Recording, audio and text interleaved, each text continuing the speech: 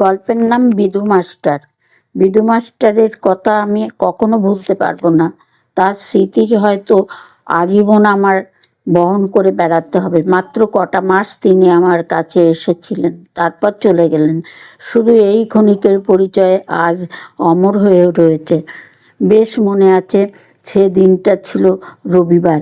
আমি সকালবেলায় কৌমুদিনী খুলে ধাতুরূপ মুখস্থ করছি, চোখ বন্ধ করে দুলে দুলে। এমন সময় বাইরে কে যেন ডাকলেন, হারানবাবু আছেন?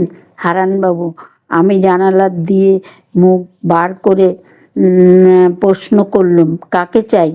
এখানে হারানবাবু বলে কি কেউ থাকেন? থাকেন, তিনি আমার কাকা। তাকে একবার ডেকে দাও তো। কি দরকার? আর কি একজন টিউটর চাই। সত্যি তো? মেজো কাকা আমাদের জন্য একজন টিউটর চাই বলে খবরের কাগজে একটা বিজ্ঞাপন দিয়েছিলেন। কথাটা আমি একেবারে ভুলেই গেছিলুম।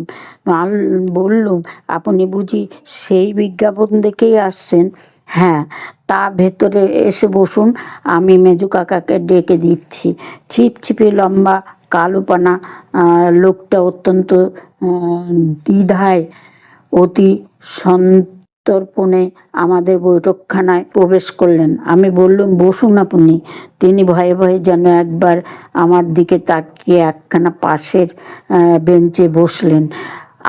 আনাড়ি লোকটাকে দেখে আমার মাস্টারের প্রতি সকল শ্রদ্ধা তিরোহিত হলো। বললুম, ওই চেয়ারটায় বসুন না। তিনি প্রথমে বললেন, থাক থাক, তারপর একখানা চেয়ার ঘিরে বসলেন। আমি ফ্যানটা খুলে দিয়ে আস্তে আস্তে উপরে চলে গেলুম মেজো কাকাকে ডেকে দিতে। মেজো কাকা উঠে এলেন, আমি এলুম তার পিছু পিছু। আর এলো ঝন্টু। মেজো কাকা বৈঠকখানা ঢুকতেই তিনি চেয়ারে ছেড়ে উঠে হাত জোর করে তাকে নমস্কার করলেন। মেজো কাকা বললেন, আপনি তো আজ সকালের কাগজে বিজ্ঞাপন দেখে আসছেন? তিনি বললেন, হ্যাঁ। মেজো কাকা আবার বলতে আরম্ভ করলেন, এই 5টি ছেলে মেয়েকে পড়াতে হবে, রাতে 3 ঘন্টা, মাইনে তো লিখেই দিয়েছি, 7 টাকা। কামাই চলবে না? তিনি বললেন, না, কামাই করবই না কেন? মেজো কাকা বললেন, তা আপনি থাকেন কোথায়?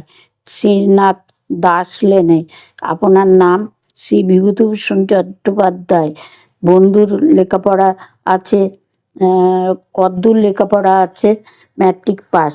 কথাটা শুনে মেজো কাকা ঠোঁট কামড়াতে লাগলেন। তারপর সোমবার দিন তিনি এলেন ঠিক 6টার সময়ে। আমাদের সকলের নাম জিজ্ঞাসা করলেন। তা আমাদের বইগুলো উল্টে পাল্টে দেখলেন। বেশিক্ষণ দেখলেন আমার ইংরেজি বইখানা। বললেন, বেশ শক্ত বই পড়ানো হয় তো? তার কথা শুনে আমার আনন্দই না হলো। তার কথা শুনে আমার কি আনন্দই না হলো। আমি বললুম, আমাদের আবার ইংরেজি, ফিজিক্স, কেমিস্ট্রি পড়ানো হয়। তিনি অবাক হয়ে গেলেন, বললেন, তাই নাকি? আমি তাকে আমাদের সায়েন্স বইখানা এনে দেখালুম। তিনি বললেন, কি পড়া হয়েছে? প্রপার্টিজ অফ এয়ার আর বারোমেট্রিকার। আর আমার কথাগুলো শুনে তিনি বেশ চমকে গেলেন, আর আমি খুব কৌতুক বোধ করলুম। তিনি তখন বেরাকে জিজ্ঞেস করলেন, তোমার নাম কি খুকি? বেরা লজ্জায় মুখ নিচু করে রইল। নতুন লোক দেখলে ওর ওই রকম লজ্জা। আমি বললুম, বল না রে, নাম কি? তিনি তখন বেরার পশমের মতো কোমল চুলে হাত বুলিয়ে দিতে লাগলেন। বেরাও অনেক কষ্টে বললে, বেরা ও উচ্চারণ করতে পারে না। তিনি বললেন, বাহ, বেশ নাম তো তোমার, খাসা নাম তো তোমার। কিন্তু দিন যত বয়ে গেল বেড়ার লজ্জা তত কমে যেতে লাগলো। আর বিধু মাস্টারও বেড়াকে বেশি ভালোবাসতে লাগলেন। শুধু বেড়াকেই না, তিনি আমাদের সবাইকে খুব ভালোবাসতেন। তিনি পড়াতে আসবার পরই প্রায় একজন ফেরিওয়ালা সুর করে হেঁকে যেত, চাই অবাক জলপান, স্বাধীন স্বাধীন ভাজা অবাক জলপান, স্বাধীন ভাজা ঘুগনি দানা। মাস্টারমশাই আমাদের প্রায় ওই কিনে খাওয়াতেন। নতুন মাইনে পেয়ে তিনি আমাদের সবাইকে 12 আনা কুলফি বরফ খাইয়েছিলেন। সবাই তাই মাস্টারকে খুবই ভালোবাসতো। তাকে আদৌ দেখতে পারতুম না কেবলমাত্র, কেন তো জানি না। তথাপি আমার অনিচ্ছায় তার ভালোবাসতো। তাকে আদৌ দেখতে পারতুম না কেবল আমি, কেন তা জানি না। তথাপি আমার অনিচ্ছায় তার অধীনে থাকতে হতো, কারণ মেজো কাকার হুকুম। মেজো কাকাকে আবার সবার চেয়ে ভয় করি, মায় বাবার চেয়েও। সুতরাং আমি খুঁজতে লাগলুম মাস্টারের ভুল ত্রুটি, যাতে আমি তার থেকে রেহাই পাই। একদিন আমি জিজ্ঞেস করলুম, মাস্টারমশাই, পাহাড়ের হাইট মাপতে গেলে 12 মিটার কি দরকার লাগে? তিনি বললেন, দরকার লাগে না কি? কে বলল? স্কুলের মাস্টার। তা হবে। কোথায় লেখা আছে বলো তো? সায়েন্স বইতে। দেখি সায়েন্স বই। আমি তার হাতে বইখানা তুলে দিয়ে বললুম, কিছুই বুঝতে পারছি না মাস্টারমশাই। তিনি বইয়ের পাতা খুলতে খুলতে বললেন, বেশ, বুঝিয়ে দিচ্ছি। কিন্তু আমার বোঝানো দূরের কথা, তিনি নিজেই হয়তো সেই ইংরেজি অংশটায় সঠিক হৃদয়ঙ্গম করতে পারলেন না। অগত্যা অনেকক্ষণ করে তর্জমা করে দিলেন। তারপর জিজ্ঞেস করলেন, বুঝতে পারছ? আমি বললুম, কিছুই না। তিনি বললেন, আচ্ছা, আমি তোমার বইখানা বাড়ি নিয়ে যাচ্ছি, একবার পড়ে ভালো করে বুঝিয়ে দেব। বইখানা নিয়ে গেলেন সত্যি, সেটা আমার ফিরিয়েও দিলেন যথাসময়ে, কিন্তু আমার প্রশ্নের কোনো উত্তর দিতে পারলেন না। কথাটা কাকাকে বলতে তিনি বললেন, আচ্ছা, কেমন পড়ায় তা আমি দেখছি। পরের দিন থেকে তিনি আমাদের কাছে বসে পড়া শুনতে লাগলেন। মাস্টারের পড়াশোনায় তিনি প্রায় ভুল ধরতেন। হয়তো বলতেন, লুসি গ্রে শেকের স্ট্যাঞ্জা দুটো আরো বিশেষভাবে বুঝিয়ে দিন। ওই যে ওর ভাবার্থটাও ভালো করে বুঝিয়ে দেওয়ার উচিত। বুঝেছেন কিনা? এসব ক্ষেত্রে মাস্টারমশাই কোনো কথা বলতেন না। বড় একটা কাকাকে তিনি বেশ সমীহ করে চলতেন। তিনি বড় একটা বুদ্ধির অঙ্ক কষতে পারতেন না। একদিন কাকার সামনে তিনি একটা অঙ্ক এক্সরে নিয়ে কষছিলেন। কাকা বললেন, সব গোলমাল হয়ে গেল মাস্টারমশাই। তিনি বললেন, কেন? কাকা বললেন, ও অঙ্ক তো আলেকজান্ডারের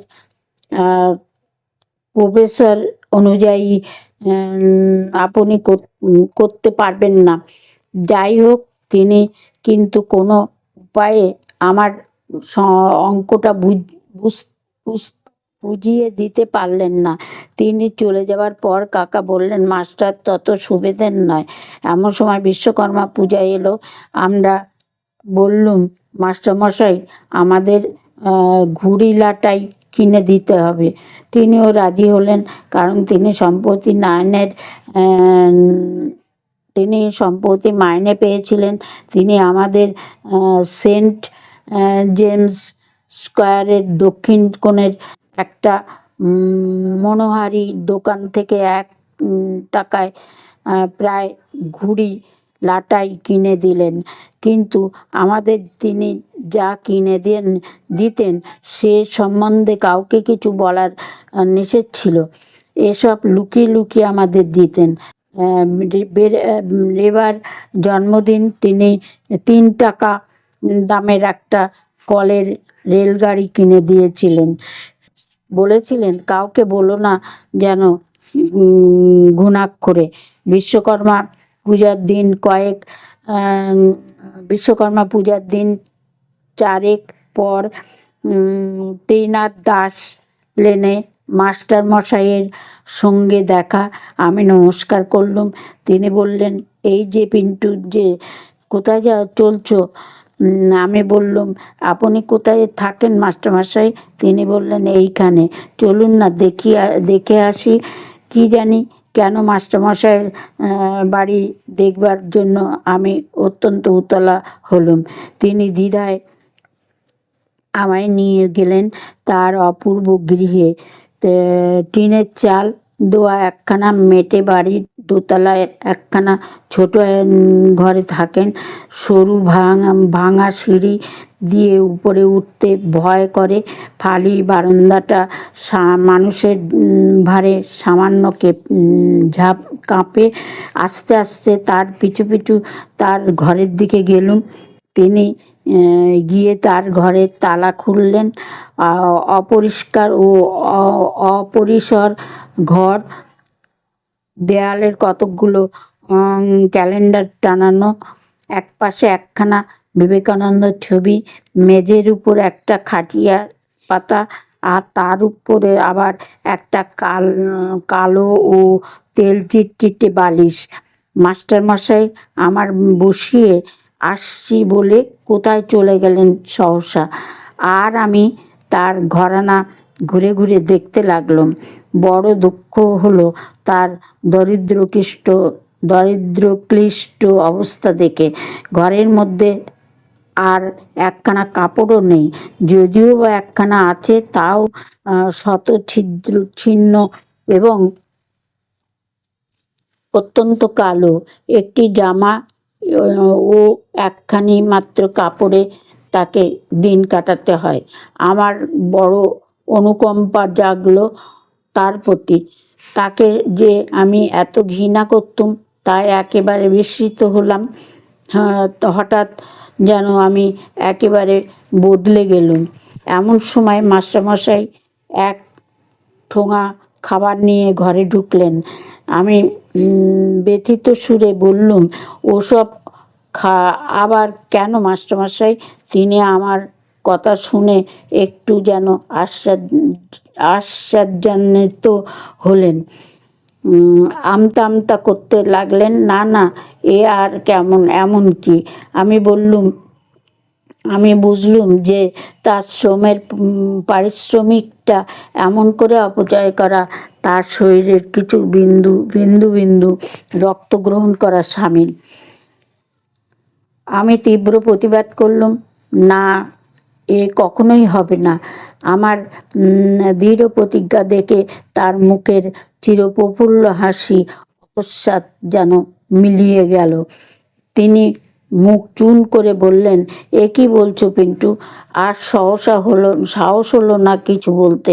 যাই হোক, বাড়ি ফেরার পথে সেদিন আমি প্রতিজ্ঞা করলুম যে মাস্টারমশাই যাতে আমাদের জন্য তার মাইনে থেকে কিছু খরচ না করেন তার ব্যবস্থা করতে হবে। হাজার হোক, বেচারা ওই কোটি টাকা সম্বল করে কলকাতায় বাস করতেন। কিন্তু আমার প্রতিজ্ঞা মতো কাজ করবার আগেই একটা বিশ্রী ঘটনা ঘটে গেল। মেজো কাকা একদিন আমার ট্রান্সলেশন খাতাখানা দেখতে দেখতে মাস্টারমশাইকে বললেন, এসব কি পড়াচ্ছেন মাস্টারমশাই? ইংরেজি আপনি দেখেছেন, কিছুই জানেন না। আপনি 4th ক্লাসের ছেলে পড়াবেন কেমন করে? মাস্টার লজ্জায় মুখ নিচু করে রইলেন। আর আমি ভাবতে লাগলুম ভারী বিপদে কথা। মেজো কাকা বললেন, তাই বলি ছেলেরা এত খারাপ হয়ে যাচ্ছে কেন? পিন্টু, তোর হাফ ইয়ারলি প্রোগ্রেস রিপোর্টটা নিয়ে আয় তো। আমি ভয়ে ভয়ে আমার প্রোগ্রেস রিপোর্ট নিয়ে এলুম। মেজো কাকা বললেন, দেখুন কি বিশ্রী রেজাল্টটা, ইংরেজিতে তো ফেল, আর সবে রক ঘুষিয়ে পাশ করেছে। এরপর আর আপনাকে রাখতে আমি সাহস করছি না, তাহলে ওদের পায়ে কুড়ুল মারা হয়। আমরা অন্য মাস্টার দেখব। আপনার বাকি মাইনেটা 2 তারিখে নিয়ে যাবেন। মেজো কাকার কথায় মাস্টারমশাই একটি প্রতিবাদ পর্যন্ত করলেন না, নীরবে নিঃশব্দে পদক্ষেপ প্রস্থান করলেন। আমি তার মুখের দিকে তাকাতে পারলুম না। এর জন্য দোষী তো আমি তো মাস্টারমশাইয়ের ভুলগুলো মেজো কাকাকে বলে বলে তার মন একেবারে চটিয়ে রেখেছিলাম। তাই অপরাধীর মতো বসে রইলুম মুখ নিচু করে।